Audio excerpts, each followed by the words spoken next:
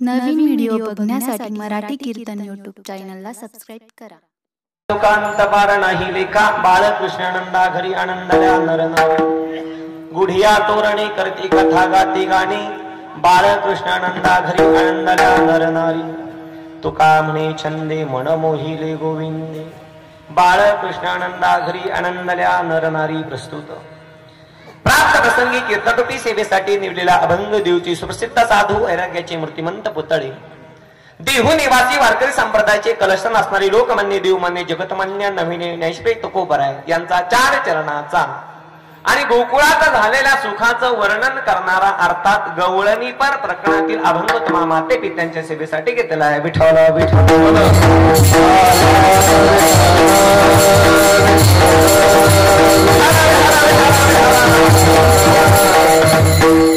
अभंगाचा सरळ शब्दाचा अर्थ असा आहे की प्रस्तुत अभंगामध्ये जगद्गुरु तुकोबराय गोकुळवासियांना झालेलं जे सुख आहे त्या सुखाचं वर्णन या ठिकाणी करताय.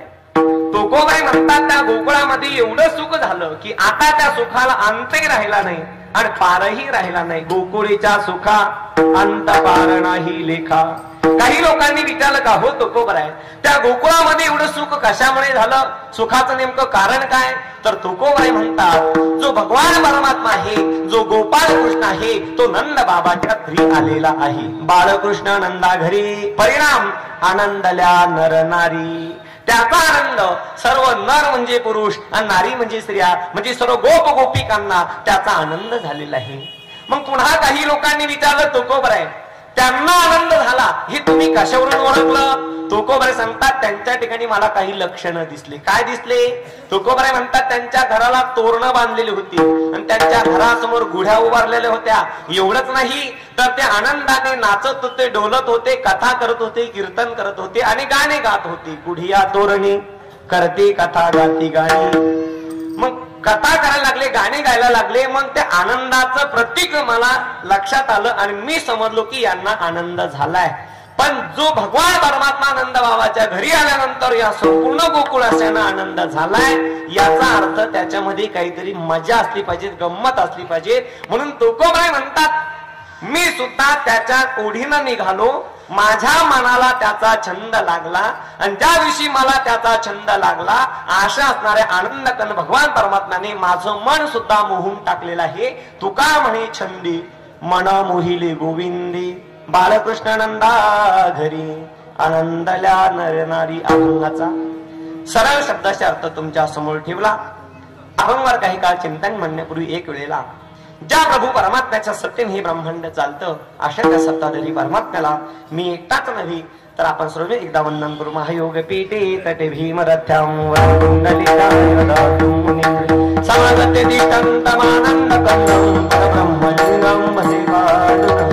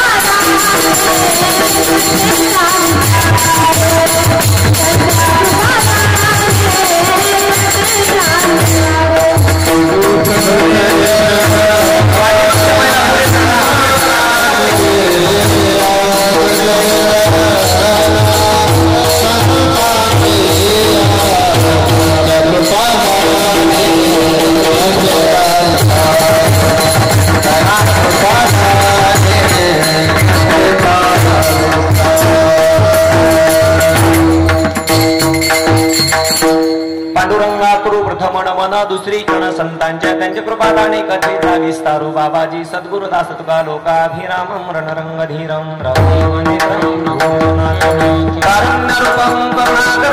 श्रीरामचंद्रं शरणं प्रपद्ये जेणे धर्मजित विलाची बळी तो संभाजी जानन भारी तया छत्रपतीच्या चरणकमळी साष्टांग नमन करीत सो समचरण सरोजम सांद्र नीलांबुदाभं जगन्निहित पाणी मंडन मंडना तरुण तुलसी माला कंदरम कंजनेत्रम सदय धवल हासं विठ्ठलं चिंतयामि नमो विठ्ठला राजया पांडुरंगा नमो रुक्मिणी माऊली ज्ञान गंगा नमो पुंडलिका नमो चंद्रभागा नमस्कार माझा रुक्मिणी पांडुरंगा भजे व्रजेक मंडनं समस्त पापखंडनं स्वभक्त चित्तरंजनं सदैवानंदघनं सुपिच्छ गुच्छ मस्तकं सुनाद वेणु हस्तकं अंगरंग सागरं नमामि कृष्णनं नमामि कृष्णनागरं नमामि कृष्णनं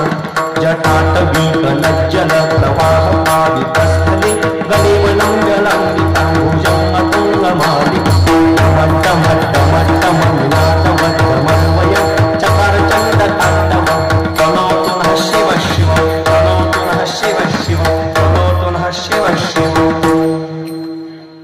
गोकुळीच्या सुखा अंत पार नाही लेखा बाळकृष्णानंदा घरी आनंदल्या नर नारी प्रस्तुत काही काळ चिंतन मांडण्यापूर्वी आज या ठिकाणी आपण सर्व माता भगिनी पिता वर्ग आबाल वृद्ध तरुण मित्रमंडळ समस्त ग्रामस्थ उपस्थित सर्व मला वाटतं संभाजीनगर अशोकनगर सातपूर नाशिक आपण सर्वजण या ठिकाणी उपस्थित झालात कशाच्या निमित्तानं आपण इथं जमलो सर्वांना ज्ञात आहे तरी अल्पसा परिहार करून देणे हे वाक्याचं आद्य कर्तव्य त्या न्यायाप्रमाणे थोडासा परिहार देणे हे उचित ठरेल म्हणून आपण ज्या ठिकाणी इथं जमलो मला वाटतं हे सातपूर आहे याला अशोकनगर संभाजीनगर म्हणतात आणि इच्छामणी गणेश मंदिर म्हणजे अर्थात आपल्या सर्वांच्या इच्छा पूर्ण करणारे हे गणपती बाप्पाचं जागृत देवस्थान आणि सालाबाद प्रमाणे आपण या ठिकाणी एक 7 दिवसीय अखंड हरिनाम सप्ताहाचं आयोजन करत असतो मला वाटतं 23 वर्षाची आपली ही गणेश जयंतीची परंपरा आहे आणि त्यामध्ये एक 7, 8, 10 वर्ष मला वाटतं सप्ताह सुरुवात करून झालेली आहे भगवंताच्या कृपेने साधू संतांच्या आशीर्वादाने आपलं ग्रामदैवत गणपती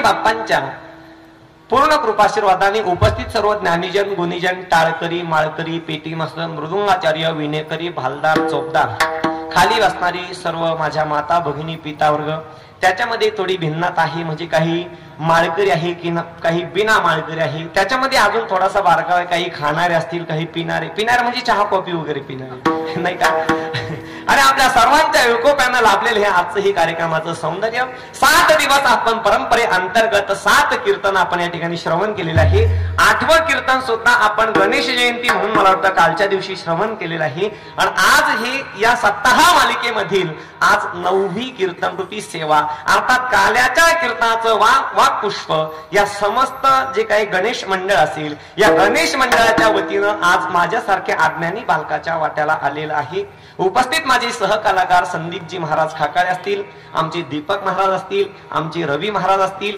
आणि समस्त निवृत्तीनाथ वारकरी शिक्षण संस्था त्र्यंबकेश्वर सर्व विद्यार्थी वर्ग सर्व गुणीजन विनेकरी असतील पेटी मास्तर असतील आणि उपस्थित सर्व माता भगिनी आपल्या सर्वांच्या सेवेसाठी घेतलेला भंग जगद्गुरु तुकोबरायांचा आहे आता पटकन ऐकायचं आहे आपण ज्या निमित्ताने इथं जमलो पहिलं आपल्याला प्रसंग समजून घेणं गरजेचं आहे कारण की काय असतं माहितीये का आपण बरेच कीर्तन ऐकतो कीर्तन ऐकत असताना कीर्तनकाराला विषय काय दिलेला आहे कीर्तनकारचा प्रसंग काय आहे आणि त्या प्रसंगानुरूप कीर्तनकार वक्तव्य करतो का कुठेही बोलतो हे श्रोत्यांनी लक्ष देणं गरजेचं आहे जर तुम्ही लक्ष दिलं नाही तर आम्हाला इकडून तिकडे उड्या मारायला काहीच लागत नाही पण का जर तुमचं लक्ष असेल तर आम्हाला इकडे तिकडे फिरता येत नाही सप्ताह परंपरेमधील 3 कीर्तनकार बांधलेले असतात पटकन ऐका पहिल्या दिवसाच्या कीर्तनकाराला विषय असतो नाम म्हणजे त्यांनी नामपरच आबत्व घ्यावं त्याच्यावर चिंतन करावं शेवटच्या दिवसाचा म्हणजे जागरचा जो रात्री कीर्तन झालं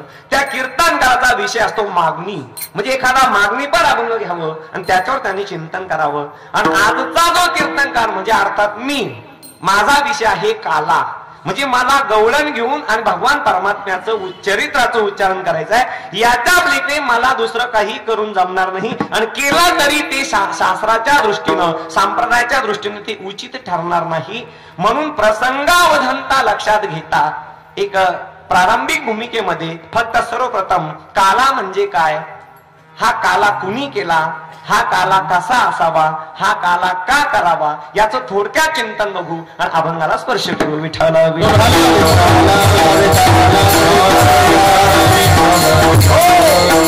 सर्वप्रथम काला म्हणजे काय हे समजून घ्या. काला म्हणजे नावातच व्याख्या आहे. का आला, तू इथं का आला असं तुम्ही मला म्हणा नाही ना.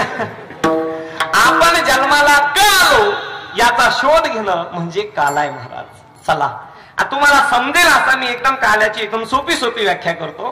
काला म्हणजे असं असतं, दोन गोष्टीपेक्षा अनेक गोष्टींचं एकत्रीकरण, त्याचं नाव असतं काला. आणि आम्हाला सगळ्यांना माहित आहे, आपण नेहमी करतो ना, काय करतो, भाकर चुरायची, त्याच्यामध्ये दूध किंवा भाजी टाकायची आणि त्याचा काय करायचा, त्याला काला म्हणतात. त्याला रद्दा म्हणतात, रद्दा.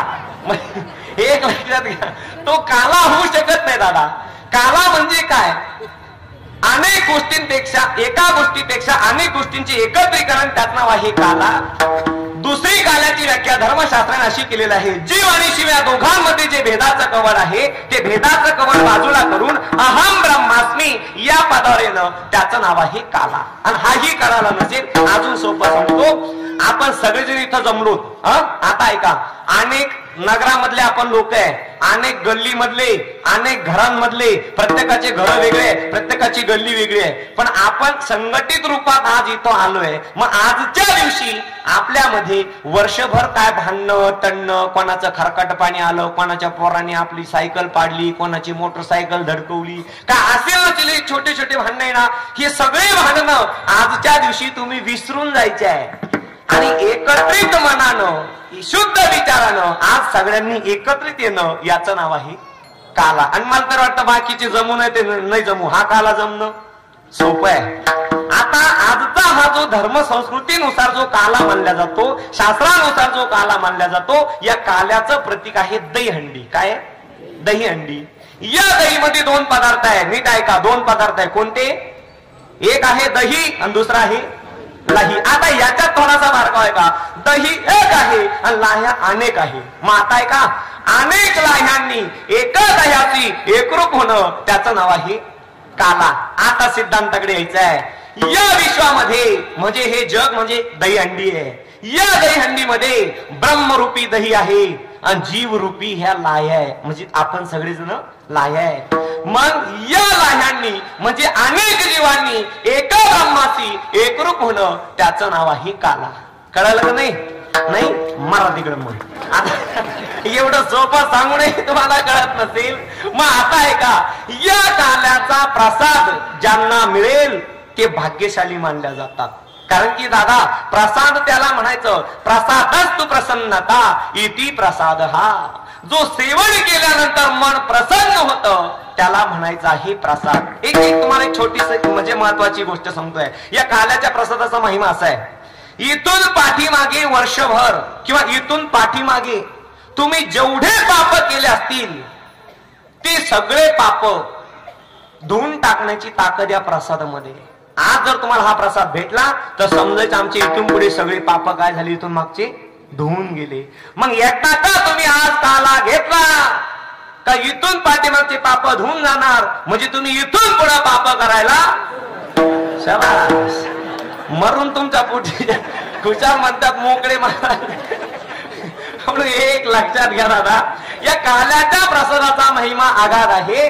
आणि या काल्याच्या दिवशी दादा ऐका, हा काला इथं तिथं भेटत नाही. हा काला फक्त मृत्यू लोकामध्ये. काही लोकांनी शंका घेतली का, हो तो कोपर आहे, तुम्ही ज्या काल्याचा महिमा सांगतात हा काला आम्हाला वैकुंठात मिळणार नाही का. महाराज म्हणतात दादा हा काला वैकुंठात सुद्धा नाहीये. प्रसिद्ध प्रमाणे दादा काय, वैकुंठी तो ऐसे नाही कवळ काही काल्याचे.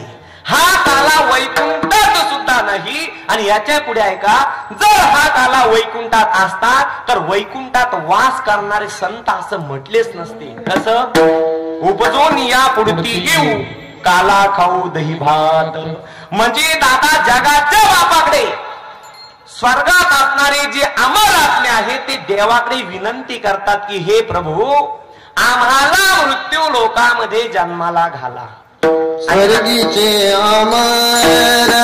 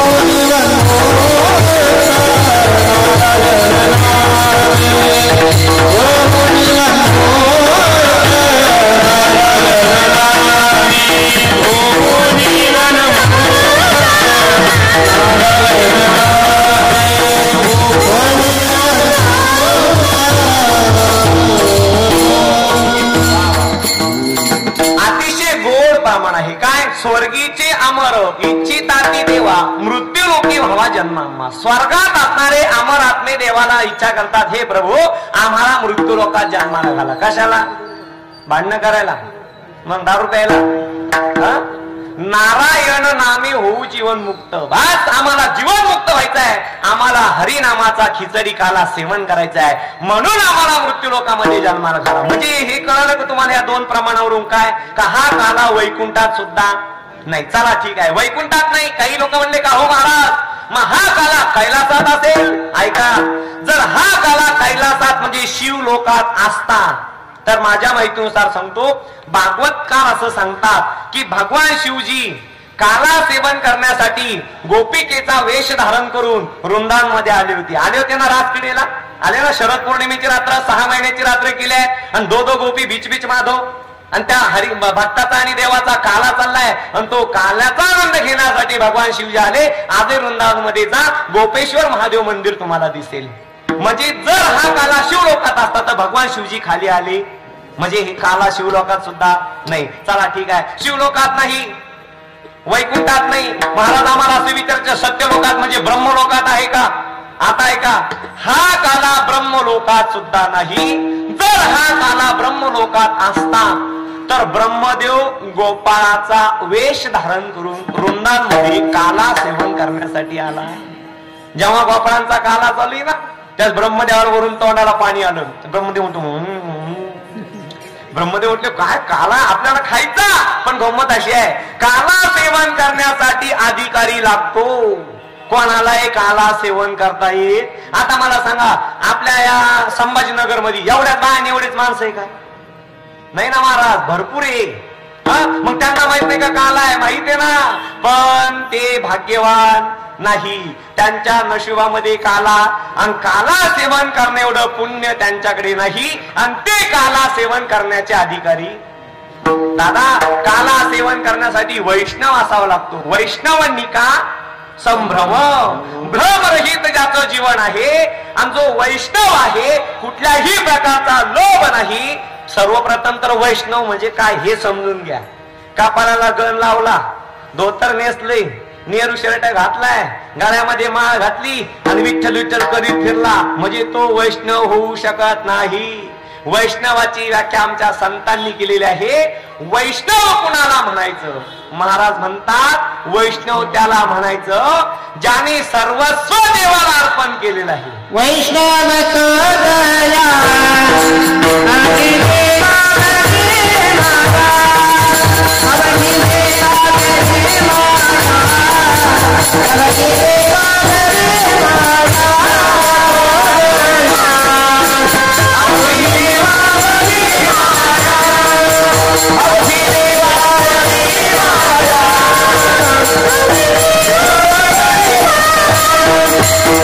Oh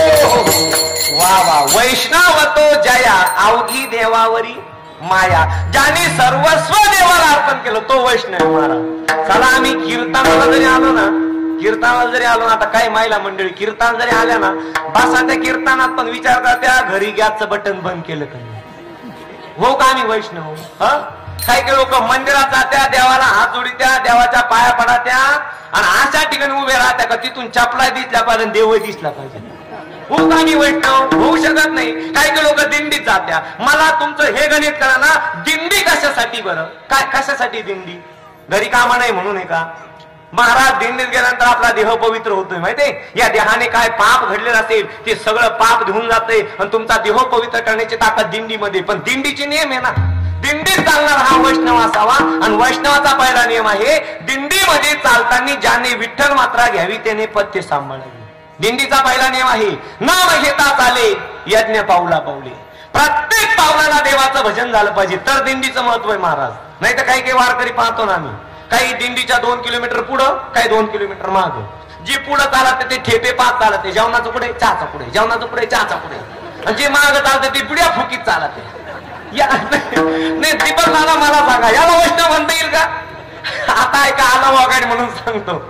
एकदा मी कीर्तनाला गेलो एका गावामध्ये, एक सद्ग्रस्त माझ्या गावाला म्हणले, माऊली जय हरी. म्हटलं जय हरी जय हरी. म्हणे करा तुम्ही आमच्या घरी चला. म्हणलं कशासाठी? अहो चला, मी पंढरपूरचा वारकरी आहे, 47 वाऱ्या केल्या. मी विचार केलाय बघा, आम्ही कोणाच्या घरी होऊन जात नाही आणि तेवढा वेळही राहत नाही. मी विचार केलाय याच्या घरी जाण्याच्या पाठीमागं फक्त एकच मंतव्य, काय? याच्या घरामध्ये असणारी सात्विकता आहे, त्या सात्विकतेचा स्पर्श आपल्या शरीराला होईल आणि आपल्या अंगातील असणारी सात्विकता अजून वृद्धिंगत होईल. कारण की हा 47 वाऱ्या केल्या आहे म्हणजे हा पंढरीचा परम उपासक दिसतोय, वारकरी दिसतोय. गेलो मी त्याच्या घरी, त्या आनंदामध्ये घरामध्ये गेलो, मस्त बसलो. बसल्यानंतर ती मावशी म्हणली, महाराज बसा 2 मिनिटं चहा आणते. मी जाऊन बसलो, ती बाई चहा घेऊन आली. तुम्हाला गप्प वाटेल, नीट ऐका. त्या बाईनं मला चहा आणला, कोणता असा मोठा कप भरून आणला. मोठा कप माहिती तुम्हाला, तो सपाट चहावर फ्री भेटतो, तो मोठा कप भरून चहा आणला. मी म्हणलं मावशी एक तर मी चहा पित नाही, तुमच्या प्रेमापोटी आलोय, एवढा चहा आपल्याला खपणार नाही. ती म्हणे प्या प्या महाराज, काही टेन्शन घेऊ नका, जेवढा प्यायचा तेवढा प्या, असं म्हणतच होती. तर तिचा नवरा म्हणजे तो जो वारकरी होता ना, तो ती पीठ मळायची परात राहते का मावशी, पीठ मळायची परात अशी मोठी, ती परात भरून बिस्किटे घेऊन आला. मरोनी घ्या घ्या माऊली, खा खा. म्हणलं खा खा. मी काय जनावर आहे का, बैल आहे का, म्हातारे? शक्य का महाराज एवढं खात? म्हणलं आपण 2 बिस्किट खाऊ राहतो तुमच्या प्रेमापोटी एवढं. ती म्हणे तुम्हाला काय खायचे ते घ्या, माऊलीच्या कृपेने आपल्याला काहीच कमी नाही. माऊलीनं भरभरून दिलं महाराज, तुम्हाला जेवढं खायचं असेल तेवढं खा, काहीच दुमत नाही. मी म्हटलं माऊलीनं भरभरून दिलं आणि माऊलीच्या कृपेने काहीच कमी नाही. मी मनोमन विचार केलाय, भगवंताच्या कृपेने माऊलीच्या कृपेने याचा बिस्किटचा कारखाना असेल. पण मनाचा विचार काय का महाराज विचारलं पाहिजे. मी म्हणलं का हो काका, माऊलीच्या कृपेने तुमचा बिस्किटचा कारखाना आहे का? ती म्हणे तसं नाही तसं नाही. यंदा दिंडीमध्ये गेलो होतो, 2 गोण्या बिस्किट जमली, 2 गोण्या. आता सांगा मला, जर तुम्ही दिंडीला 2 बिस्किट जमा करता, तुम्ही वैष्णव आहात का? कोण केळं जमा करतो, कोण बिस्किट आणतो, कोण भत्ता आणते. एक लक्षात घ्या दादा, वैष्णवाची व्याख्या फार वेगळी आहे. ज्याने सर्वस्व प्रभूला अर्पण केलं. माझी तुकोबराय जगाच्या पाठीवरचे पहिले वैष्णव आहे की तुकोबराय म्हणता, तुका म्हणे घालू तयावरी भार, वाहू हा संसार देवा पाहिजे. माझ्या जीवनामध्ये घडणारी प्रत्येक हालचाल ही प्रभूच्या इच्छेने घडेल आणि आता मी त्याच्या इच्छेनेच राहील. ठेविले अनंते तैसेची राहावे, चित्ते असू द्यावे समाधान, याला म्हणायचं वैष्णव. आणि असा वैष्णव काल्याचा अधिकारी आहे. आणि ब्रह्मदेवाला तर गादीचा अहंकार झालेला आहे की या सृष्टीचं प्रजनन म्हणजे या सृष्टीला जन्माला मी घालतोय. या अहंकाराने बुडलेला ब्रह्मदेव काल्याचा अधिकारी होऊ शकत नाही. तरीही तो ब्रह्मदेव वेश पालटून काला सेवन करण्यासाठी आला. ऐका, गोपाळांचं रूप घेतलो, धोतर लावलो, पंचापांगाला शेंडी लांबवली, मोठा गण लावला, द्वादश तिलक लावला, आले ना श्रीकृष्ण श्रीकृष्ण करत करत असे लाईन मध्ये उभे. एक लक्षात घ्या दादा, ब्रह्मदेव भगवान परमात्म्याकडे काला सेवन करण्यासाठी आले, पण आपण ब्रह्मदेव याच्याकडून काला घ्यायचा, काला तर खायचा आहे पण याला कळून द्यायचं नाही. म्हणून काय केलं माहिती का, लाईन मध्ये उभा राहिला, मान खाली घातली, वर हात केला. आता तुम्हाला सांगू का, हे मान खाली घालून जे प्रसाद मागात्या ना, एक तर समजायचे हे डबलचं गिराईक, म्हणजे डबल प्रसादाला असं समजायचं. नाहीतर आपले कोण प्रसाद घ्यायची याची लायकी नाही, ह्या दोन्ही मधली काहीतरी गडबड आहे. ब्रह्मदेव समोर आले, वरती हात केला, त्याच भगवान परमात्म्याच्या लक्षात आला हा ब्रह्मदेव. भगवान परमात्मा म्हटले, भाऊ तू किती वेश पालटून आला, न सांगता तुम्हा कळो येते अंतर, विश्वी विश्वम हरी परे हरीची न लगी. देवाला सांगण्याची गरज पडत नाही, देवाला कळलं. म्हटले तुम्ही काल्याच्या अधिकारी. ब्रह्मदेवाला आला राग. ब्रह्मदेव म्हटले काला खाईन तरच ब्रह्मदेव म्हणून घेईन. तो ब्रह्मदेव तिथून राग निघाला. काय केलं माहितीये का महाराज, सगळ्या देवांची आपत्कालीन मीटिंग भरवली. देवतांनो इकडे या, त्या कन्हैयाच्या हाताचा काला खायचा म्हणजे खायचा, कारण की त्याच्यामध्ये काहीतरी गंमत दिसती. सगळ्यांनी मीटिंग भरवली आणि तातडीचा एकच निर्णय घेतला. काय? ताबडतोब सगळ्यांनी त्यांचे जेवण होण्या अगोदर यमुनेच्या डोहामध्ये मासे होऊन राहायचं.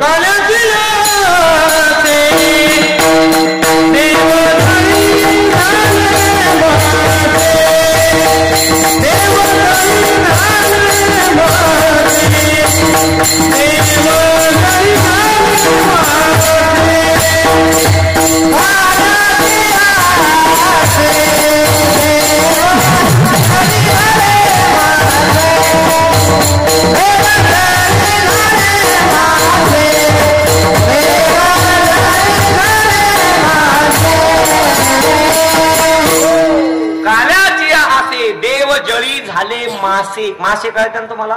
मासे मासे नाही, तुमचा माशाचा लय जवळचा संमती, पण आता तुम्ही कबूल आहे ना. मासा माहितीये ना, पाण्यातला मासा. मासे झाले महाराज ऐका, काल्याचे आसे देव जळी झाले मासे. पण पुढे ऐका, चौकड आहे हे प्रमाण, चौकडायचं आहे. पुसून या हासे टिरी सांगा ते हात. भगवान परमात्म्याच्या लक्षात आलं हे मासे झाले, कारण की देव चॅप्टर आहे महाराज. देवासारखा हुशार कोणी नाही. देव एवढा चतुर आहे की असं म्हणलं जात आहे या जगामध्ये जेवढे चतुर लोक आहे ना, त्या चतुरांचा शिरोमणी माझा भगवान परमात्मा आहे. चतुरांचा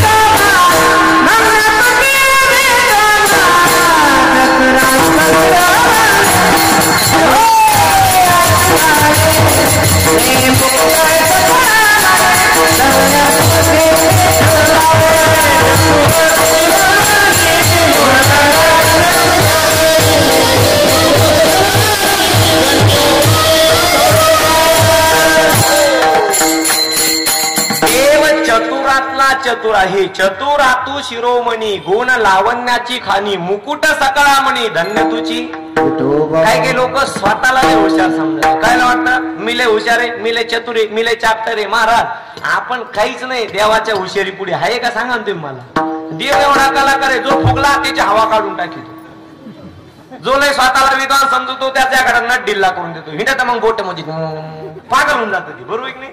ही सगळी लीला देवाची. महाराज आले देवाजीच्या मनात येते कोणाचे चालना. माझं वैयक्तिक मत असं आहे, मी स्वतःला शहाण समजू नये. म्हणजे तुम्हाला काय वाटतं, मी माझं नाही सांगत महाराज. कीर्तात फक्त आमच्या अंगावर घ्यावं लागतं, कारण तुमच्यावर लोटलं तुम्हाला झटके येत्या म्हणून म्हणतो. हा, कोणी कोणाला शहाण समजू नये. एकदा आजी दोन बाय एकत्र आल्या, एका गल्लीतल्या दोन बाय एकत्र आल्या. एक बाई म्हणे, बाई मा नवरा एवढा हुशार आहे. ती म्हणे काय केलं तो नवरीने? काय केलं? काय मागच्या महिन्यामध्ये आमच्या गल्लीतल्या एका कुत्रीची शेपूट तुटली म्हणे. मा नवरा जनावराचा डॉक्टर आहे म्हणे. मा नवऱ्यानी म्हणे त्या शेपटीच्या जागेवर इंजेक्शन देऊ देऊ, इंजेक्शन देऊ देऊ, इंजेक्शन देऊ देऊ नवीन शेपूट उगवलं म्हणे 2च महिन्यामध्ये. तिला वाटलं लय मोठी कमाई केली. दुसरी काय म्हणते का, वय बाजूला म्हणे तो नवरीन तरी शक्तीच्या जागेवर इंजेक्शन देऊ देऊ नवीन शेपूट उगवलंय. मार नवरा इतका हुशार आहे म्हणे, ती शेपूट माझ्या नवऱ्याला सापडली. 3 महिने ट्रीटमेंट केली, पुढे नवीन कुत्रं उगवलं म्हणे. आपण काय स्वतःला हुशार समजतो त्याला. या जगामधील लय हुशार लोक आहे, लय चतुर लोक आहे, पण त्या चतुरांचा शिरोमणी माझा भगवान परमात्मा आहे. देवाला कळालं की देव पाण्यामध्ये मासे झाले. देवाने आपल्या सवंगाने सांगितलं, हे पुसून या हाते टिरी सांगा ते हात. ऐका गोपाळांनो, आज यमुनेच्या डोहामध्ये हात धुवायला जायचं, कारण की ते हात धुण्याचे जे शीत आहे ते शीत ते सेवन करतील. बरोबर आहे का नाही? म्हणून टिरी सांगा ते हात. कुठं पुसायचे? मागून पुसायचे म्हटले.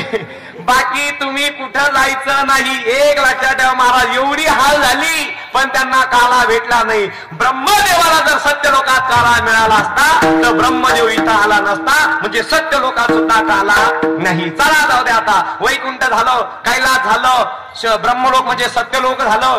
आता शेवटचा मुद्दा आहे, अमरावतीमध्ये काला आहे का, म्हणजे इंद्रलोकामध्ये.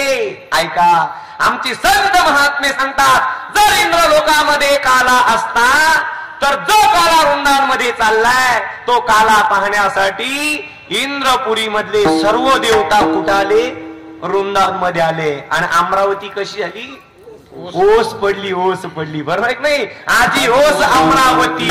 काला पहावया येती देव विसरती देह भाव आपुला.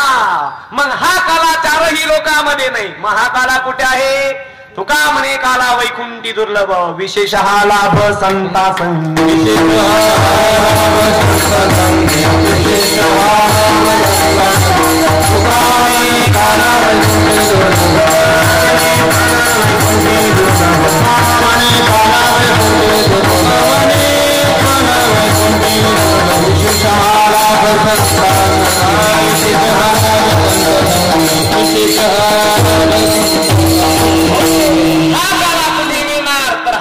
संतांच्या संगतीमध्ये मिळणार. तुकोबरे म्हणतात, तुका म्हणे आम्ही वैकुंठी केला, तुका म्हणे आम्ही वाळवंटी केला काला. एकच टाळी झाली चंद्र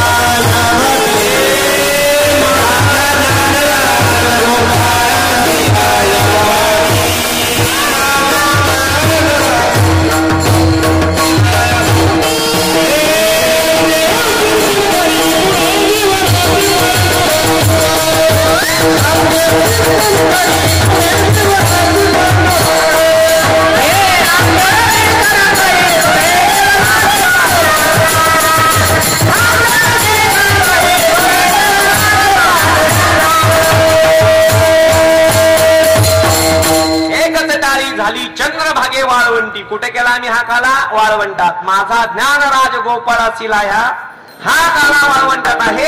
हा काला संतांच्या संगतीमध्ये आहे. हा काला आम्हाला कुठेही मिळू शकत नाही. मग हा काला आज आम्हाला संभाजीनगर मध्ये इच्छामणी गणेश मंदिराच्या भव्य प्रशस्त प्रांगणामध्ये तो काला आम्हाला सेवन करायचा आहे.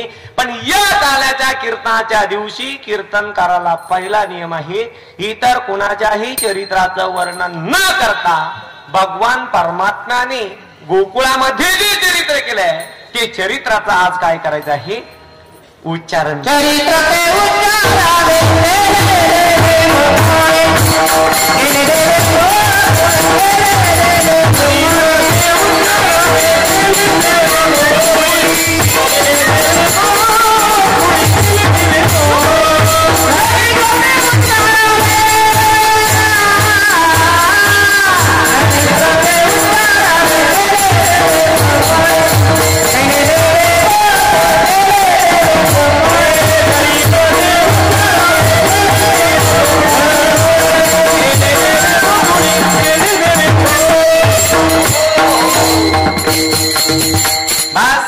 इथून पुढे झाली काल्याच्या कीर्तनाला सुरुवात. काल्याच्या कीर्तनाला सुरुवात झाली. एका सुरू ओळखायचं, प्रमाण आलं, चरित्र ते उच्चारावे समजायचं, काल्याचं कीर्तन सुरुवात झालं. प्रमाण आलं, देवी दिला देह भजना गोमटा समजायचं, दहाव्याच्या कीर्तनाला सुरुवात झाली. बरं, ही कीर्तन ओळखायच्या काही पद्धती महाराज त्या सगळ्यांना नाही साध्य होती. इथून पुढे आता कीर्तनाला सुरुवात झालेली आहे. भगवान परमात्म्याने गोकुळात जे चरित्र केलंय त्याचा आज आपल्याला उच्चारण करायचं आहे. आता नवल आहे का, भगवान परमात्मा गोकुळात आले याचा अर्थ ते कुठेतरी बोला ना होते. मी इथं आलोय नाशिकला म्हणजे मी अगोदर कुठेतरी येवल्याला होतो का नाही. कुठेतरी होतो, तिथून मी इथं आलो. मग भगवान परमात्म्याने गोकुळात जे चरित्र केले त्याच्या अगोदर कृष्ण कुठं होता शोधला पाहिजे का नाही? का डायरेक्ट आणायचं गोकुळात? तुमची इच्छा असेल तर आणू आपण, काय आपल्याला काही जमत महाराज, कीर्तनात काही होत राहतं, बरोबर आहे का नाही? आता आहे का, याच्या अगोदर भगवान परमात्मा कुठे जन्माला आले हा महत्वाचा मुद्दा आहे. गोकुळात जन्माला आले हे 100% खरं आहे, पण त्यांचा अवतार कुठे झाला हे शोधलं पाहिजे. मूळ शोधलं का बाकीचं सगळं सापडून जात आहे. मग भगवान परमात्म्याचा अवतार कुठे झाला म्हणाल तर तो झाला मथुरेमध्ये. मथुरा ही कोणाची नगरी आहे? पटपट बोलायचे, तुम्हाला सगळ्यांना माहिती, गप बसायचं नाही तुम्ही. कंसाची, बरोबर आहे. कंस कृष्णाचा कोण आहे? मामा आहे, बरोबर. कंस कृष्णाचा मामा आहे. मामा कशी गप बसली पाहिजे का? याला म्हणते इम्प्रेशन अँड पॉवर. तुमचं उत्तर बरोबर होतं महाराज, पण तुमची ही मग खिले अवघड आहे. तुम्ही पहिलं उत्तर बरोबर दिलं नाही, मी म्हणलं मामा, तुम्ही लगेच म्हणजे तुमचा कॉन्फिडन्स नाही, तुमच्या उत्तरावर विश्वास. भगवान परमात्म्याचा कंस हा मामा आहे आणि कंसाचा श्रीकृष्ण भाचा आहे. आता ऐका, कन्हैयाचा अवतार मामाच्या तिथं झालाय महाराज. म्हणून पहिल्यापासून एक परंपरा आहे, पहा तुम्ही. आमची माता माऊली गरोदर अवस्थेत आली, 7व्या महिन्यामध्ये तिला न्यायला येतात, 7वा 8वा काय असेल तो, आणि मग ती कुठे जाते? बाळणपणाला माहेरी जाते. म्हणजे बाळाला जन्म कोणाच्या तिथं देते? त्या बाळाच्या मामाच्या तिथं देते. ही पहिल्यापासून चालत आलेली परंपरा. आता अलीकडे ती बंद झाली. आता कशाचा मामा टामा महाराज, सगळ्यांचे जन्म म्हणजे दवाखान्यातच, म्हणजे सगळ्याचे मामा डॉक्टरचे, बरोबर आहे की नाही? पण मामाच्या तिथं जन्माला आलेला काहीतरी महाराज वेगळंच काहीतरी व्यक्तिमत्व असतं. माणसाची जन्मभूमी वेगळी असावी, कर्मभूमी वेगळी असावी. मग पाहतो मी त्याच्या जीवनामधली क्रांती. कारण की जिथं पिकत ना महाराज तिथं विकत नाही, म्हणून पिकवायसाठी मामाकडे न्यावा लागत. मग विकवायला इकडे चालत कसं आहे? मग आता आहे का, भगवान परमात्मा मथुरेमध्ये अवताराला आले. अष्टमी तिथी आहे. आता पटकन सांगतो कारण की वेळेचा अभाव आहे आणि वेळेमध्ये कीर्तन आवडलेलं कधी पण योग्य राहील, म्हणून पटकन आहे का. अष्टमी तिथी आहे, रात्रीचे 12 वाजलेले आहे आणि विजांचा कडकडाट आहे आणि मुसळधार पाऊस पडतोय. त्याच्यामध्ये भगवान परमात्म्याचं अवतार कार्य पूर्ण झालंय, म्हणजे भगवान परमात्मा अवताराला आले. आता अष्टमी तिथीलाच का आले हा महत्वाचा मुद्दा आहे. त्याचं कारण असं आहे, ज्यास भगवान परमात्मा अवताराला येणार होते ना, सगळ्या तिथ्या देवाकडे गेल्या. प्रतिभला म्हणते देवा माझ्यावर जन्म घ्या. भाऊबीज म्हणजे यम द्वितीय म्हणते देवा माझ्यावर जन्म घ्या. बहिणी भावाचा पवित्र नातं माझ्यावर तयार झाले, माझ्यावर जन्म घ्या. अक्षय तृतीय आली देवा माझ्यावर जन्म घ्या. गणेश चतुर्थी आली देवा माझ्यावर जन्म घ्या. ऋषी पंचमी आले देवा माझ्यावर जन्म घ्या. कपिला षष्ठी आली देवा मी 60 वर्षातून एकदा ते माझ्यावर जन्म घ्या. रथ सप्तमी आली देवा माझ्यावर जन्म घ्या. पण अष्टमी मात्र कोपऱ्यात रडत बसली आहे. रामनवमी आली माझ्यावर जन्म घ्या. विजयादशमी म्हणजे दसरा आला माझ्यावर जन्म घ्या. एकादश म्हणती माझ्यावर जन्म घ्या. द्वादश म्हणती माझ्यावर जन्म घ्या. धन त्रयोदश म्हणती माझ्यावर जन्म घ्या. या सगळ्या तिथ्या प्रत्येकीच्या मोठेपणा सांगताय, पण अष्टमी तिथी रडत बसली आहे. देव काय म्हणतात माहितीये का, ज्याला कुणीच नाही ना त्याला मी आहे, म्हणून अष्टमीला जन्म घेतलाय. दुसरी गोष्ट आहे का, तुम्ही 1-2 येते, तुम्हाला 1-2 येत्या म्हणा बरं, म्हणू नका, मला माहिती आहे का. तुम्ही 1-2 पाहतो मराठी बर का, मी 1 2 3 4 नाही म्हणत, 1 2 3 4 उजळणी फक्त 10 पर्यंत ऐका. तुम्ही एक एकाचा काढायचा. एक एकाचा काढला का त्याला गाठ कुठे? वर डोक्यावर. दोनाचा काढल्यावर गाठ कुठे? मधोमध्ये, बरोबर आहे. दोनाचा गाठ मधोमध्ये. तीनाचा काढल्यावर मधोमधन एक खालून मिलट केली, 2 गाठी. 4चा काढल्यावर खालून गाठी. 5चा काढल्यावर उजव्या डोक्यावर गाठी. 6चा काढल्यावर मधोमध गाठी. 7चा काढल्यावर उजव्या डोक्यावर गाठी. 8ला गाठच नाही ना महाराज, 9ला सुद्धा गाठी. मग देव म्हणतो ज्याच्या अंतःकरणात गाठच नाही अशावर मी जन्म घेतो. सोपं नाही राहणार. म्हणून अष्टमी तिथीला देवाने अवतार कार्य सुरुवात केले. अष्टमी तिथीला जन्माला आले, पण नवल ऐका, जन्माला आली ती तिथी अष्टमीच आणि जन्माला आले तर अष्टवसूपैकी नंबर सुद्धा 8वाच. आणि दुसरी गोष्ट अशी महाराज, वय सुद्धा त्यांचं 8 वर्षाच होतं. आता गंमत अशी, व्यवहारात आम्हाला 8 चालत नाही. चालतो का 8 आम्हाला? अहो जर पोरगी पाहायला पाहुणे चालले आणि सहज नवरदेवाच्या बापाने मोजले 1 2 3 4 5 6 7 8 नको. मग ते म्हणतात ड्रायव्हर साईड उभी कर, लग्न जायचंय आणि लगेच खिशात 9 दगड घालू आणतो. नको 8 आम्हाला व्यवहारात आज चालत नाही. पण दादा देवाने 8 वर्षाची मूर्त तिथं प्रगट झाली आहे आणि तिथं देवकी माता रडायला लागली. का रडायला लागली? जगाचा बाप पोटी आलाय, हसायला पाहिजे का रडायला? हसायला पाहिजे, ही आपली बुद्धी झाली. पण देवकी का रडते? नीट ऐका. देवकी म्हणते, ए देवा, तू माझ्या पोटी जन्माला आला हे 100% खरंय, पण हे फक्त मला माहिती आहे. या शेजारच्या आई बाया काय म्हणतील? एवढं मोठं कुठं पोरगं राहतं का? हे घेतलं उसनं म्हणती माय माय, जमणार नाही देवा, तुला लहान व्हावं लागेल. माता पुणे बोली सोमती डोली तज होता ते रूपा सुनी बचन सुजाना रोद न ठाना होई बालक सुरभूपा. छोटं व्हायचं सांगितलं, आई मी मोठा होऊन आलोय, 4 भुजा धारण केल्या, शंख चक्र गाडा हातात घेऊन आलोय, म्हणजे मी बंदोबस्तात येईल. का म्हणून? मला माहितीये मामा आल्या त्या मुंडकं दाबितो, मी येतानीच गाडा घेऊन आला का बंकूनच काढितो. आई म्हणते बाकीचं काही असू दे, पण मला मातृत्वाचं प्रेम देणार का नाही? मला तुला लहान व्हावं लागेल. ठीक आहे आई, पण लहान झालं जबाबदारी तुझ्यावर. नो प्रॉब्लेम, चालेल म्हटले. झाले ना का नाही छोटे झाले शांत पडले. आई म्हणे असा म्हातारा माणसाने झोपला का म्हणून? लहान पोर असे निवांत पडत आहे का? रडा त्या रोज न ठाणा रड म्हटले तू.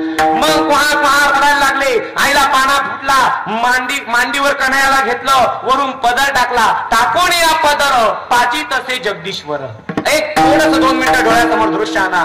मांडीवर बाळाला ठेवलेलं आहे, वरून मायेचा पदर टाकलेला आहे आणि आतमध्ये कन्हैया स्तनपान करत असेल. काय दृश्य असेल? आणि ते दृश्य डोळ्यासमोर आलं की अंगावर काटा येतो. महाराज खरंच सांगेन मी तुम्हाला, आईच्या पदराखाली झोपून दूध पिण्याचा आनंद काही वेगळाच आहे आणि तो आतापर्यंत आपल्याला भेटलाय. पण माफी मागून बोलतो, इथून पुढच्या पिढीला आईच्या पदराखाली झोपून दूध पिण्याचा आनंद घेता येऊ शकत नाही. तुम्ही म्हणसाल का? अरे जीन्स पॅन्ट घातलेली आई पदर कुठून आली? ते एक शोकांतिक हा विनोद नाही महाराज, ही रियालिटी आहे, सत्य परिस्थिती आहे. अरे लग्नापर्यंत 24 तास तोंड बांधून फिरणाऱ्या मुलीला लग्नानंतर सासूबाई जर म्हटली डोक्यावर पदर घेतं, तिला लाज वाटते, तिला राग येतोय. बरोबर का नाही? पदरच नाही राहिलाय महाराज. कुठे पदरा खाली बाळ झाकीलं, कुठं काय करीन? म्हणून एक लक्षात ठेवा, कन्हैयाला पदर वरती पदर टाकलाय, स्तनपान दिलेला आहे. आणि आता मात्र कृष्ण कन्हैयाने सांगितलंय, बाबा इथलं माझं काम झालंय, पटकन मला इथून उचलायचं आणि कुठे घेऊन जायचं? नंदा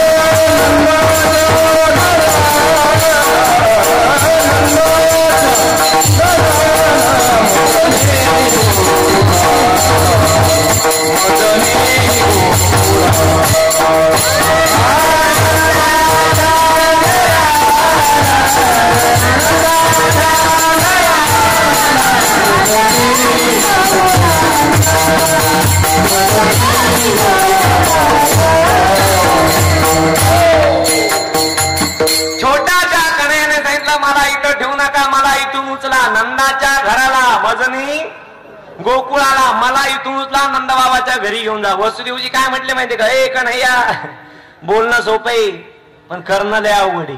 तू काय म्हणतो इथून उचला घेऊन जा, पण पुढचं पाहिलं का तू कार्यक्रम काय? 7 दरवाजे, 2-2 द्वारपाल, या वाढल्या कुलपा, मोठ्या मोठ्या पितळाच्या, जार भिताडा, भीतर सुद्धा फुटणार नाही महाराज. पूर्वीच्या भिताडा लय खतरनाक होत्या.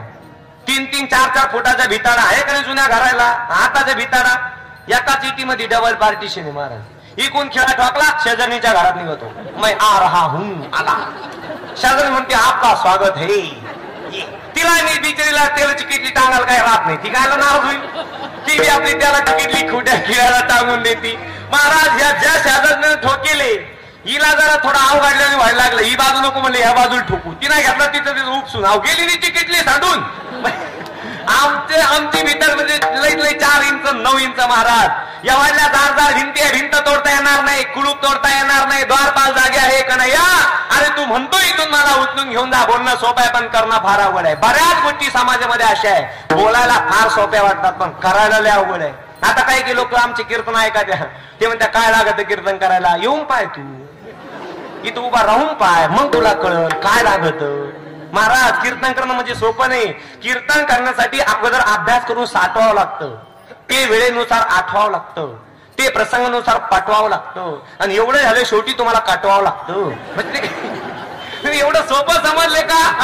ऐका आमची तुकोबरं सांगतात बाबा हे कीर्तन करणं किंवा अन्य कुठली गोष्ट करणं हे तुम्ही तिथं गेल्याशिवाय तुम्हाला कळणार नाही. पाण्यातील मासा झोप घेतो कैसा, खावे त्याचा रसा तेव्हा कळे. चुकलं का. म्हणजे तुम्ही जागे नाही. खावे त्याचा रसा तेव्हा कळे नाही ती भजी मंडळ उद्या सगळ्या नदीवर सुटल. जावे त्याच्या वंशा तेव्हाकडे, त्याच्या वंशाला गेल्याशिवाय महाराज कळत नाही. कीर्तन करणं म्हणजे एवढं सोपं. आता कीर्तनाचा विषय सोडा, फक्त 2 मिनिटं आभार जरी मानायला आला महाराज खाली मांड्या विठ्ठल विठ्ठल म्हणते. एकदा एक जण आभार मानायला आलो आणि आभार मानता मानता काय म्हणलं माहिती का, उपस्थित माझ्या बंधू आणि भगिनींनो, आज आपल्या छोट्याशा गावामध्ये हरिभक्तीपरायण अनिल महाराज जमदडे यांनी वेळेवर येऊन भगवान जगद्गुरु तुकोबांचा अभंग घेऊन गोड असं चिंतन केलं. त्याबद्दल समस्त ग्रामस्थांच्या वतीनं वैयक्तिक माझ्या कुटुंबाच्या वतीनं मी कैलासवासी अनिल महाराज जमदडे यांना भावपूर्ण श्रद्धांजली समर्पित करतो. मला म्हणलं ते अरे बाबा मी जिवंत आहे. ते म्हणले सॉरी महाराज सकाळी 10वीची श्रद्धांजली तेच इथं आलंय. इथं तुम्हाला सांगतो आदरांजलीची श्रद्धांजली कधी होईल सांगता येत नाही महाराज. हे सोपं नाहीये. म्हणून एक लक्षात ठेवा काही गोष्टी बोलणं सोपं आहे. तुकोबरे म्हणतात बोल बोलता वाटे सोपे, करणी करता तीर कापी. दादा हा पखवाद वाजवायचा आहे, झोक नाही, रक्ताचं पाणी होतंय, सोपं नाही. आता हे बालगोपाळ 2-2 तासापासून उभे सोपं आहे काही. आता मला खरं सांगा आता हे पोरग किती गोड गातं महाराज, काय आवाज आहे त्याचा, पहाडी आवाज आहे. खरं सांगा आता त्याचं हे वय टाळ घेऊन भजन करायचंय का नाही, मग काय दारू पिऊन पडायचंय का, खुशाल नाही मग. एक लक्षात घ्या दादा, आज 2-2 तास उभं राहणं म्हणजे सोपं नाही. आम्ही अर्धा तास 1 तास खाली बदलो तरी ही मांडी तिकडं ती मांडी गंगूबाई सारखं तिकडं पाय पसरू दे आखून म्हणजे तुम्हाला पसरून आखून सोपं आहे महाराज. ही सोपं नाही. या सगळ्या गोष्टी फार कठीण आहे कारण की ह्या बघायला सोप्या वाटतात, बोलायला सोप्या वाटतात, पण करणी करता तीर कापे. तुकोबाईंचं म्हणणं असं आहे. म्हणून वसुदेवजी महाराज म्हणतात कन्हैया तू बोलतो तेवढं सोपं नाही. कन्हैयाने सांगितलं बाबा मला तुमचं हेच गणित कळाना. अरे सांगणारा जगाचा बाप आहे आणि तुम्हाला फक्त करायचं आहे कारण की निमित्ताचा धनी केला असे प्राणी निमित्त कारण तुम्ही आहे, करता कविता मी आहे. बाबा तुम्ही काळजी करू नका, तुम्ही फक्त मला उचला. हो उचलिला कमळपाती पायाची बंधने गळती, पायाची बंधने गळती, पायाची बंधने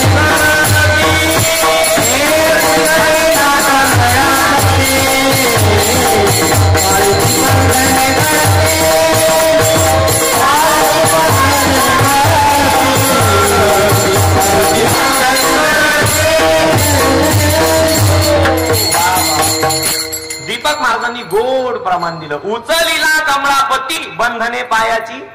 ऐका देवाला उचललं आणि गळ्यापासून तर पायापर्यंत जेवढ्या साखरदांड्यान बेड्या होत्या ना ते सगळं गळलं. ऐका फक्त तेच गळलं नाही, जे द्वारपाल होते ना ते असेच उभे राहिले महाराज. डोळे उघडे पण दिसत नव्हतं, डोळे उघडे पण दिसत नव्हतं. जे कुलप होते का ते बिना चावीचे गळून पडले, दरवाजे आपाप उघडले. तुम्ही माझ्याला असं कस काय घडलं, देवाची लीला आहे, काही पण घडत महाराज. आले देवाजीच्या त्याच्या मनात आलो काही पण कार्यक्रम होतो. असं नाही समजायचं बाबा मी कीर्तनकार मला काय होणार नाही, तो कधी ठोकील सांगता येत नाही गाडी.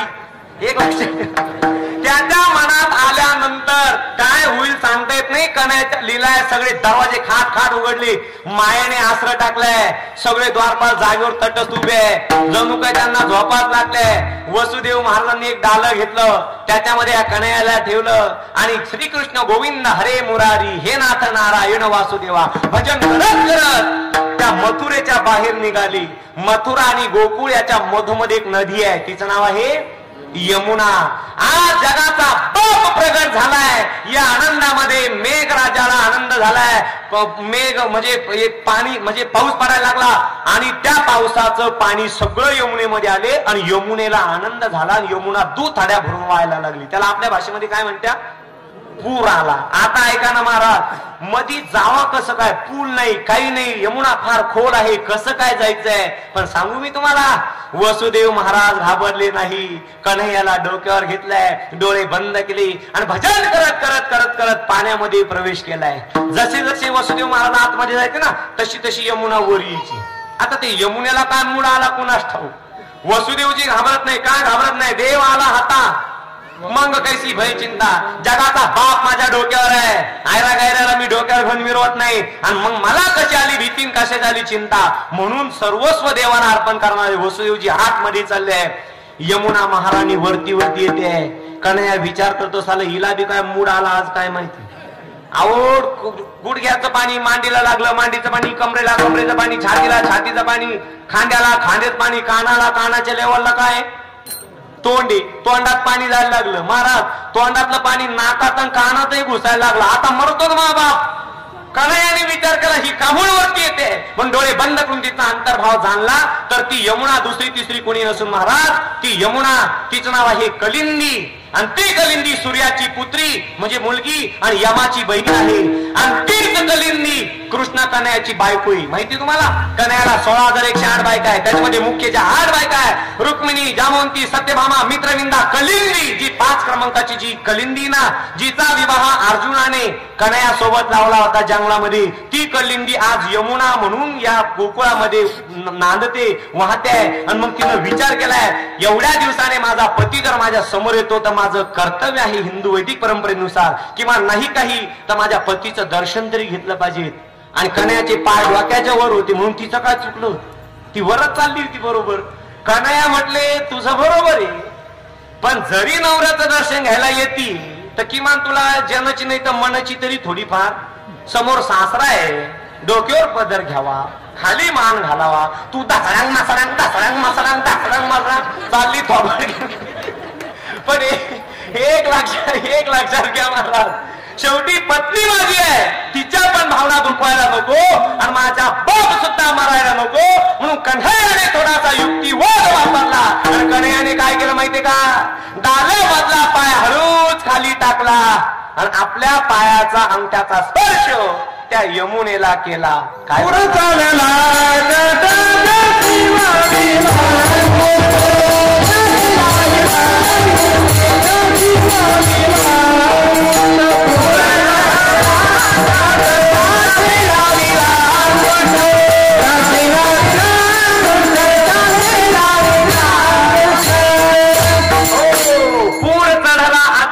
त्याची लाविला अंगुष्ट म्हणजे अंगठा लावला. यमुना धुमंगली आणि त्या ठिकाणी वसुदेवजी महाराज पुढे गेलेले आहे. कृष्णाची ती म्हणजे कृष्णाला ठेवलं, माया घेऊन निघाला. त्या कन्हैयाला ठेवलं, माया घेऊन आले. आता ऐका, ज्यावेळेस इथं मथुरेमध्ये परत आले ना, नवल ऐका, मायेला ठेवलं आणि मायेला ठेवल्या ठेवल्या सगळे दरवाजे खटाखटा बंद झाले. गळालेले कुलप सटकन लागून गेले. डोळे उघडे ठेवणारे द्वारपालांना लगेच दृष्टी आली आणि ती कहा कहा कहा कहा ती माया रडायला लागली. माया कल्लाच करते नाही तरी, बरोबर की नाही? ती ओरडायला लागली आणि तिचा आवाज कंसाच्या कानाला, कंसा म्हटले, कंस म्हटला 8वा आला 8वा आला. आता 8वा आहे का 8वी याला काय माहिती. फक्त आवाजवर पोरगा पोरगी कळतं का? तरी पण मी तुम्हाला सांगतो, म्हणजे एक धर्मशास्त्र असं सांगतो, प्रसूती गृहामध्ये जर स्त्री म्हणजे महिला बाळंतीण झाली, आतमध्ये न जाता मुलगा आहे का मुलगी आहे हे जर ओळखायचं असेल तर मी तुम्हाला लक्षण सांगतो. जर झाल्या बाळ रडायला लागलं तर समजायचं 100% मुलगी आहे. आणि जर झाल्या 2-5 मिनिटं बाळ रडलंच नाही तर समजायचं पोरगा आहे. ते म्हणतात कसं काय, त्याचं बी उत्तर देतो. झाल्या ती मुलगी का रडते? तिच्या डोळ्यासमोर तिचं भविष्य येतं. जन्माला बापाच्या तिथं आले, कसं तरी शिक्षण होणार, समोर सासू कशी भेटणार, सासरा कसा भेटणार, नवरा कसा भेटणार, माझा प्रपंच कसा होणार, ह्या टेन्शन मध्ये ती जन्माला आल्या रडती. पोरगा का म्हणून रडते? तो म्हणतो काही करा, सगळं आपल्याच बापाचं. निवांत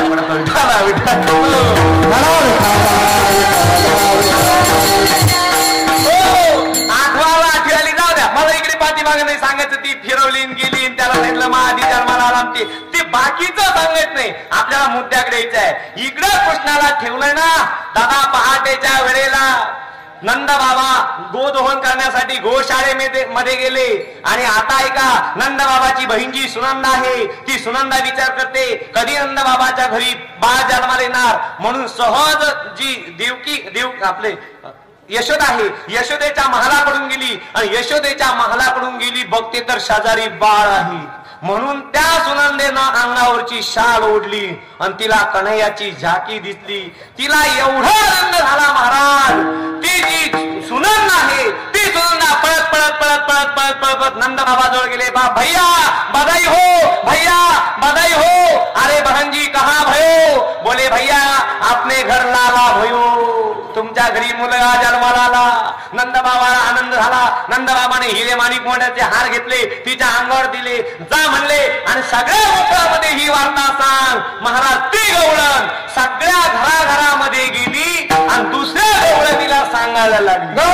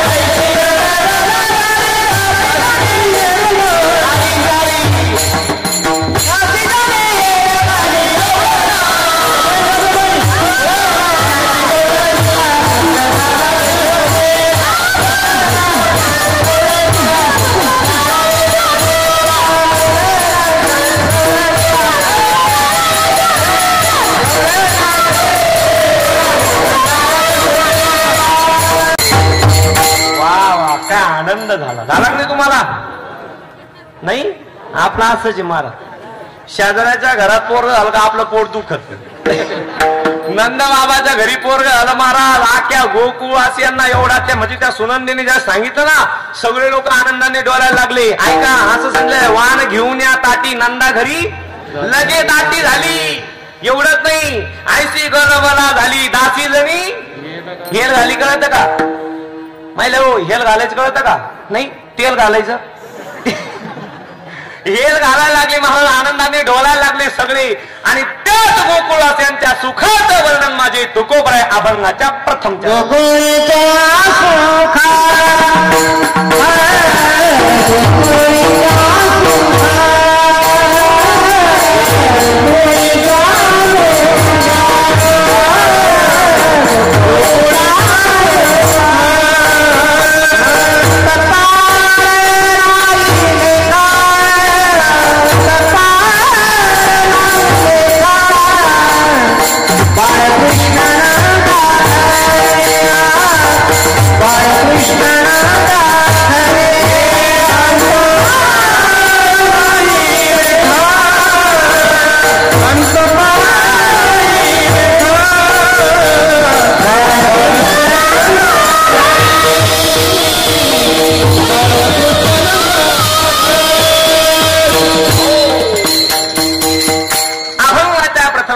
तुकोबर सांगतात, त्या गोकुळवासियांना एवढं सुख झालं. गोकुळीच्या सुखा अंत पार नाही लेखा. गोकुळवासियांच्या सुखाला अंत नाही आणि पारही नाही. दादा एक लक्षात ठेवा, प्रत्येकाच्या जीवनामध्ये सुख होतं, सुख होत नाही असं माणूस नाही. पण एक बारीक बारकाव सांगू का? प्रत्येकाच्या जीवनामध्ये सुख झालंय, पण ते सुख आमचं कुठेतरी बोला की संपलं ना. बालपणाचं सुख तरुणपणी संपलं, तरुणपणाचं सुख म्हातारपणी संपलं, आणि म्हातारपणाचं सुख मसन खाईत गेल्यावर संपलं. प्रत्येक सुखाला एक्सपायर डेट आहे, मर्यादा आहे दादा. आता आहे का तुम्ही? आपल्याला लग्नानंतर मुलबाळ होणं सुख आहे का दुःख आहे? बोला पटकन. पोरग होणं नक्की नक्की बदलू नका आता. मग खरं सांगा, पोरग होणं सुख आहे का दुःख आहे? दुःख. आता ऐका, जर तुम्ही म्हणले दुःख आहे तर मग तुम्ही पेढे काऊन वाटी द्या? वाटी द्या ना, अख्ख्या गावाला पेढे, पोरगाला पेढे घ्या, पोरगाला पेढे घ्या, पोरगाला पेढे वाटीतो ना. आता ऐका, पोरग झाला अख्ख्या गावाला पेढे वाटीतो, सुख आहे.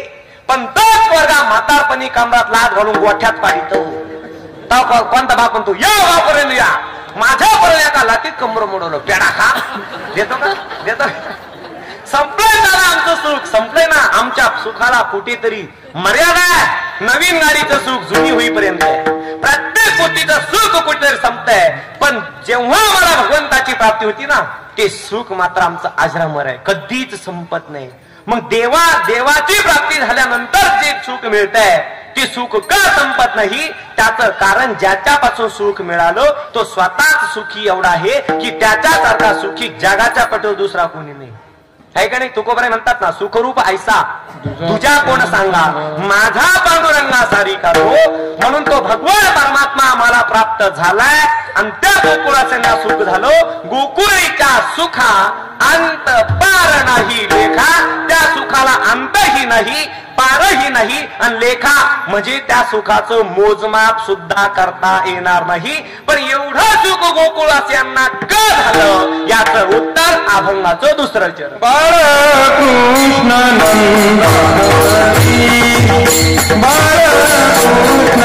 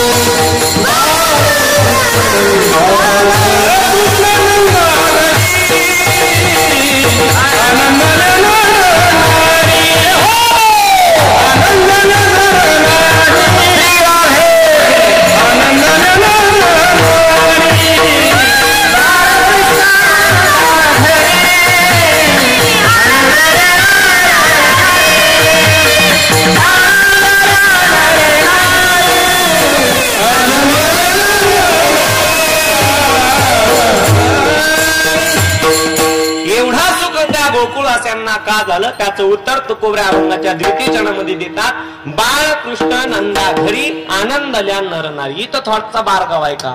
भगवान गोपाळ कृष्ण कोणाच्या घरी जन्माला आले? नंद बाबाच्या घरी. आणि आनंद कोणाला झाला?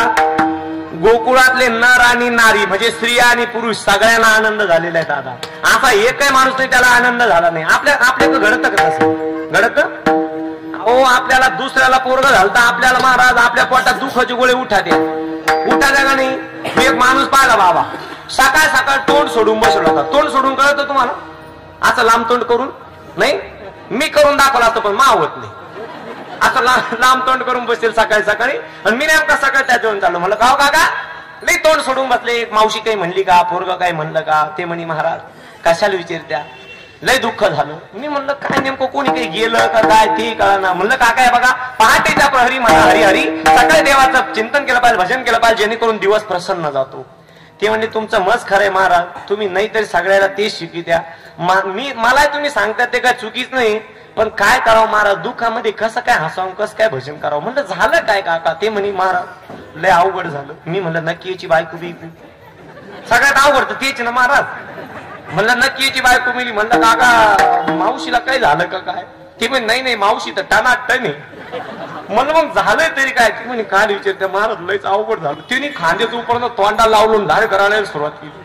मी म्हणलं काय झालं काय नाही महाराज. मा स्वभाव थोडा विनोदी हसराय बरं का. मला रडायला अजिबात आवडत नाही. माझ्या जीवनात किती मोठं दुःख येऊ पण तुम्ही मला रडताना दाखवा. तुम्ही ज्या दिवशी दाखवाल ना त्या दिवशी तुम्ही जे सांगाल ते आपण करायला तयार. दादा मला आहे ना दुःखात सुद्धा हसण्याची सवय आणि ती सवय ना माणसाचं आयुष्य वाढवते हे ध्यानात ठेवा. हसणाऱ्या माणसाचं आयुष्य वाढवतं आणि हसवणाऱ्या माणसाचं पुण्य वाढवतं.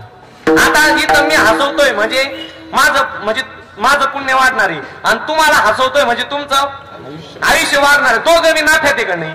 मग जरी त्या पाकिटात 5,000 अजून वाढून दिल तर काही बिघडेल का? एक लक्षात घ्या महाराज. काय माहिती का हसलं पाहिजे माणसानं असं फ्रेश राहतात. साले काही काय असे दप्तर तोंडे राहतात तुम्हाला. किती विरोध करा कीर्तन त्यातच एक असं थबाड बिबाड सोडेल. आख्या तालुक्याचा दुष्काळ त्याच्या बोकांनी पडला काय ते कळत नाही महाराज. आणि विनोद हा हसण्यासाठी असतो. थोडंफार हसलं पाहिजेत का नाही.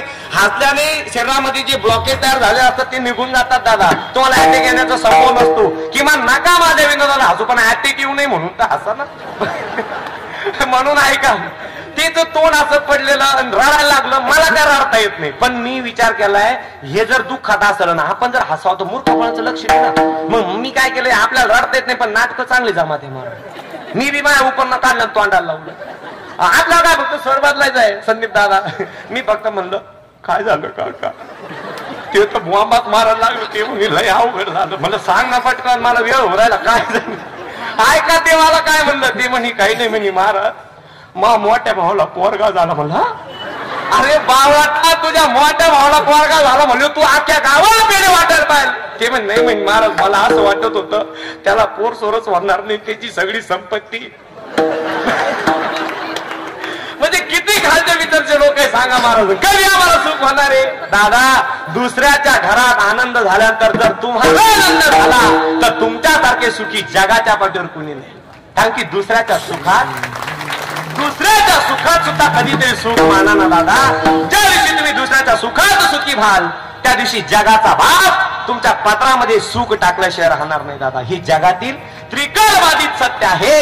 म्हणून ऐका नंद बाबाच्या घरी मुलगा जन्माला आला. सगळ्या नर नारी गोप गोपिका सगळ्या आनंदी झालेले आहे. बाळकृष्णानंदा घरी आनंदल्या नर नारी पण तुकोपर आहे त्यांना आनंद झाला. हे तुम्ही कसं ओळखलं याचं उत्तर अभंगाचं